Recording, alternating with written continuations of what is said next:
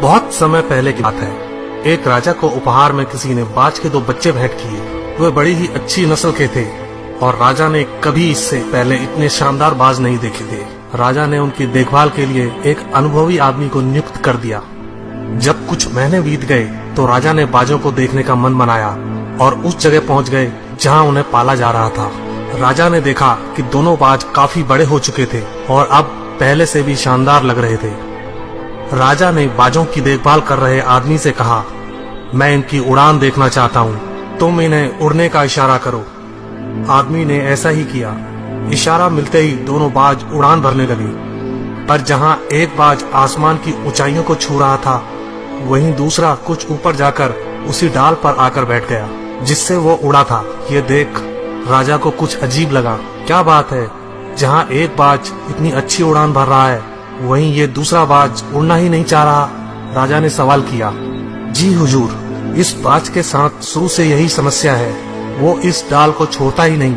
राजा को दोनों ही बाज प्रिय थे और वो दूसरे बाज को भी उसी तरह उड़ना देखना चाहते थे। अगले दिन पूरे राज्य में ऐलान कर दिया गया, जो व्यक्ति इस बाज को ऊंचा उड़ाने में कामयाब होगा उसे ढेरों इनाम दिया जाएगा।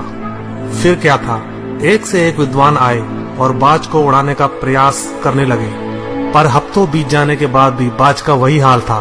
वो थोड़ा सा उड़ता और वापस उसी डाल पर आकर बैठ जाता। फिर एक दिन कुछ अनोखा हुआ। राजा ने देखा कि दोनों बाज आसमान में उड़ रहे हैं। उन्हें अपनी आंखों पर यकीन नहीं हुआ और उन्होंने तुरंत उस व्यक्ति का पता लगाने को कहा जिसने ये कारनामा कर दिखाया था। वह व्यक्ति एक किसान था। अगले दिन वह दरबार में हाजिर हुआ।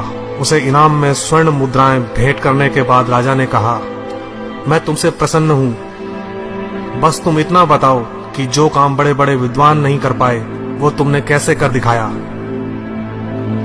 मालिक, मैं तो एक साधारण सा किसान हूँ, मैं ज्ञान की ज्यादा बातें नहीं जानता। मैंने तो बस वो डाल काट दी जिस पर बैठने का बाज आदी हो चुका था, और जब वो डाल ही नहीं रही तो वो भी अपने साथी के साथ ऊपर उड़ने लगा।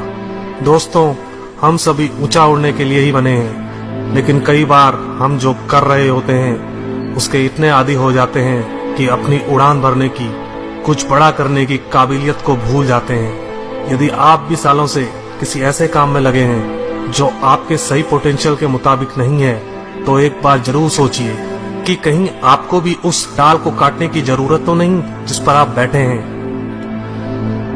धन्यवाद दोस्तों।